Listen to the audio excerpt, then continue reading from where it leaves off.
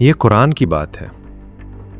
یہ اس شخص کی کہانی ہے جسے غرور نے اندھا کر دیا تھا۔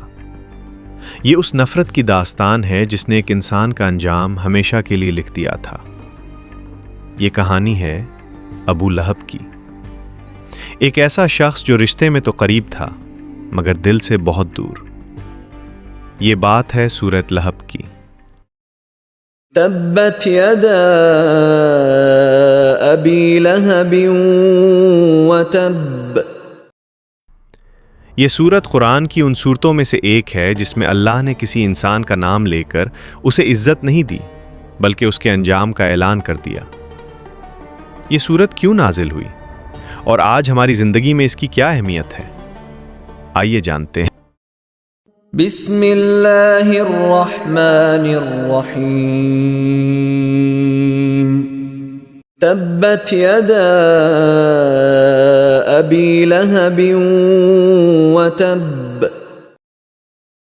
ابو لہب کے دونوں ہاتھ ٹوٹ جائیں اور وہ خود بھی ہلاک ہو جائیں۔ یہ قرآن کی واحد صورت ہے جس میں اللہ نے کسی زندہ انسان کا نام لے کر اس کی ہلاکت کا اعلان فرمایا۔ ہاتھ ٹوٹ جانا صرف جسمانی نہیں بلکہ طاقت، اختیار، اثر و رسوخ اور وہ تمام ذرائع جن سے ابو لہب اسلام کو نقصان پہنچاتا تھا۔ یہ اعلان اس وقت ہوا جب ابو لہب زندہ تھا۔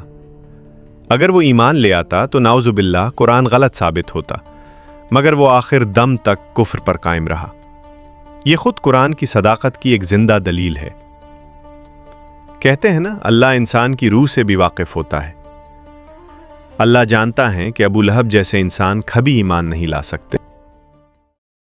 ما اغنى عنه ماله وما كسب۔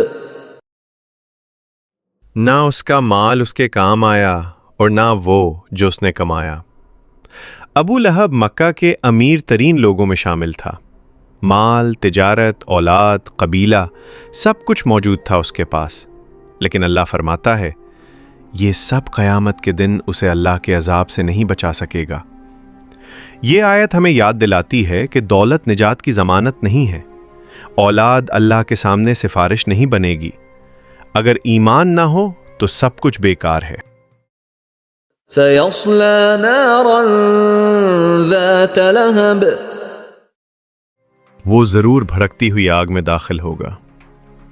یہاں ایک گہری معنوی مناسبت ہے۔ اس کا نام لہب یعنی شیلا، اس کا انجام شولوں والی آگ۔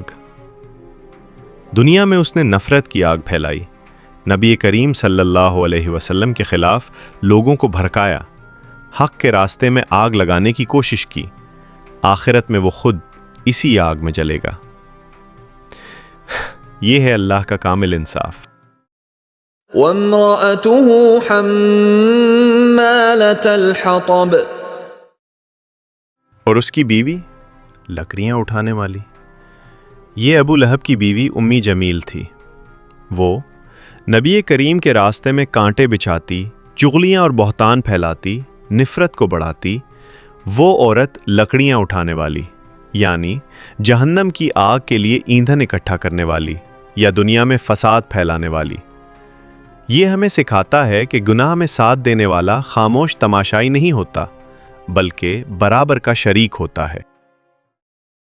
فی جیدہا حبل من مسد۔ اس کی گردن میں کھجور کی بٹی ہوئی رسی ہوگی۔ دنیا میں وہ اسی رسی سے کانٹے باندھ کر نبی کریم صلی اللہ علیہ وسلم کو تکلیف دیتی تھی۔ آخرت میں وہی رسی اس کی ذلت اور عذاب بن جائے گی۔ یہ آیت ہمیں بتاتی ہے کہ جو چیز گناہ میں استعمال ہو وہی قیامت کے دن وبال بن جاتی ہے۔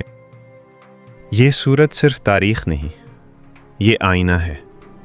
یہ ہمیں سکھاتی ہے کہ نیک لوگوں سے رشتہ نجات کی ضمانت نہیں، مال اور طاقت حق کے سامنے بے حیثیت ہے۔ غرور انسان کو مکمل طور پر تباہ کر دیتا ہے۔ اگر ہم حق کا مذاق اڑائیں، دین کو کم تر سمجھیں یا تکبر میں دوسروں کو تکلیف دیں تو ہم ابو لہب کے راستے پر ہی چل رہے ہیں۔ آج بھی ہم سمجھتے ہیں کہ عزت دولت میں ہے، نام میں ہے، طاقت میں ہے، لیکن سورۃ اللہب ہمیں یاد دلاتی ہے اصل عزت عاجزی میں ہے، اصل کامیابی اطاعت میں ہے، اور اصل وراثت ایمان ہے۔ ابو لہب کے پاس سب کچھ تھا سوائے ایمان کے، اور وہ سب کچھ ہار گیا۔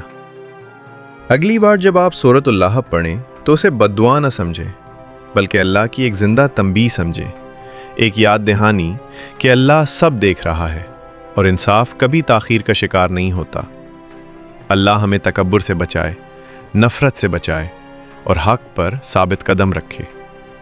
جزاکم اللہ خیر۔ السلام علیکم ورحمۃ اللہ۔